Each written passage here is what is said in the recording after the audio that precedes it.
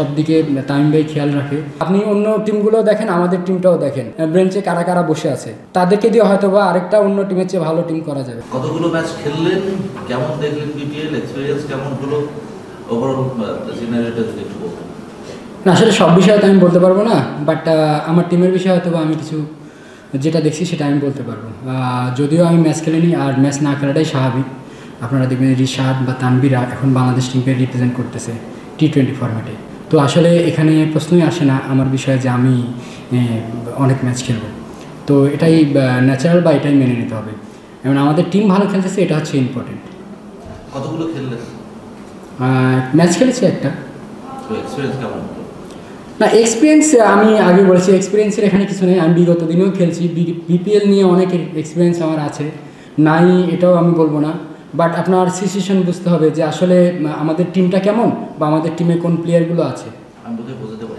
আসলে যেটা বলছিলাম সেটা হচ্ছে যে এবার উইকে দর্শক, ম্যানেজমেন্ট, এভরিথিং মিলিয়ে আসলে এক্সপিরিয়েন্স কেমন? আমি এই টিমে গত 2 বছরও খেলেছি। তো গত 2 বছরও আলহামদুলিল্লাহ খুব ভালো ছিল। এবং এই বছরও আমরা আমাদের ওভারঅল সব মিলে আমাদের টিম ওনার বলেন এবং সার্বিক সব দিকে তামিম ভাই খেয়াল রাখে। তো সব কিছু মিলে মানে সুপার আর কি, এক কথায় আর কি। তো আমাদের টিমের প্রতি আসলে মাশাআল্লাহ কোনো কমপ্লেইন নেই। তাইজুল ভাই, আপনারা বেশ ভালো অবস্থানে আছেন, পয়েন্ট টেবিলের 1 নম্বরে আছেন। রাউন্ড রবিন লিগে একটা ম্যাচ বাকি আছে। সাইড ডাগআউটে যারা এতদিন বসেছিলেন তাদেরকে আসলে বাজিয়ে দেখার সুযোগ আছে কিনা, এবং আরিফুল ইসলাম তার কোনো সম্ভাবনা আছে কিনা আগামীকাল কিনা?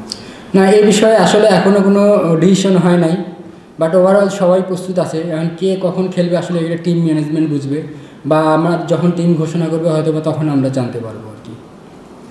তাজুল ভাই, আপনি তো জাতীয় দলে দীর্ঘদিন ধরে খেলছেন, পেমেন্ট ইস্যু অনেক কথা হচ্ছে, আপনার টিমের পেমেন্টের কি অবস্থা? একটা ফিক্সিং নিয়ে কথা হচ্ছে যে কজন প্লেয়ারের নাম এর মধ্যে লিস্টে এসেছে, সেটা আপনি জানেন কিনা, এটা কোনো মন্তব্য আছে? না, আসলে ভাই এটা আসলে আমার জানার পার্ট না, বিকজ এটা কি হচ্ছে না হচ্ছে আসলে এটা সব কিছু এটা ক্রিকেট বোর্ড দেখতেছে।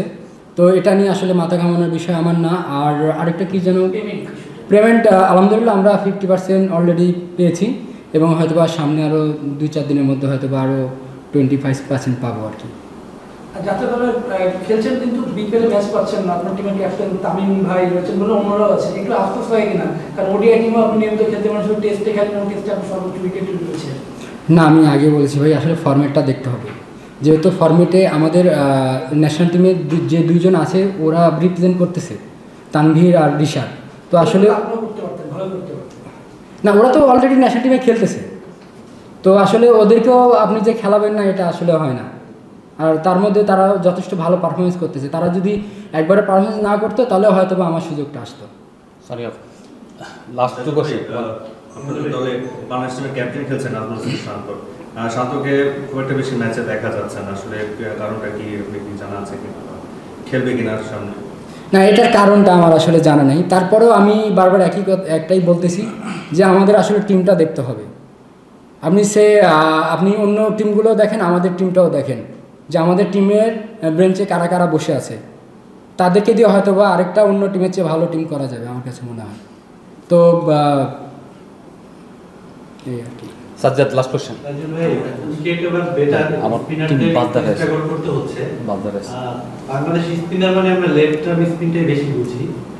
তো আলী ইসলাম যে একটু অন্য ধরনের বল করে, মোটামুটি ভালো করছে, ইকোনমিক বোলিং করছে, তো তাকে নিয়ে কি বলা আছে? ন্যাশনাল টিমেও একবার ডাক পেয়েছিল, খেলা হয়নি। এই ধরনের বোলারদের জন্য আপনার কি পরামর্শ থাকবে সিনিয়র স্পিনার হিসেবে? না, অবশ্যই এই ধরনের বলার যদি আমাদের দেশে আরও আসে, অবশ্যই এটা একটা গুড সাইন।